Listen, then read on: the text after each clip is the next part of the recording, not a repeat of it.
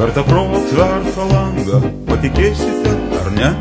Vieną dieną mažas paukštis atplasnojo pas mane. Mėlynai geltonai suokė jis ant knygų dulkinų ir stebėjausi, kodėl taip netvarkingai gyvenu.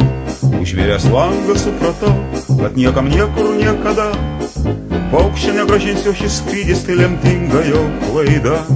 Girdisi penėsiu jį žolėm, grūdeliais, kirminais, mokysiu kalbėt, triukšmaut, gyvent narvelį amžinai.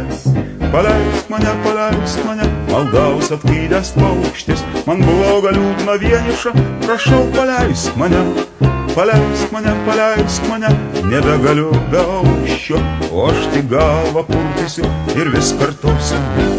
Kvailas paukšti, tu manai, kad čia tarp sienų keturių tik iš vargo taip mažai miegu ir taip dažnai geriu, kad aš neieškojau čia dulkėtos knygų išminties, būdų kaip pakelti galvą ir kaip nugarą ištiest.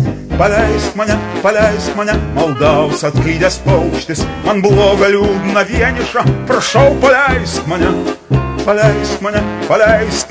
nebegaliu be aukščio, o aš tik galvą purtysiu ir vis kartosiu ne. Man kaltė įkalta buvo, tad žinodavau tvirtai, kad žmogus tai dievo paukštis, tik jo plunksnų nematai, kad užtenka tik tikėjimo, tik meilės ir vilties, ir visi keliai plačiausi ir kilimas nusities.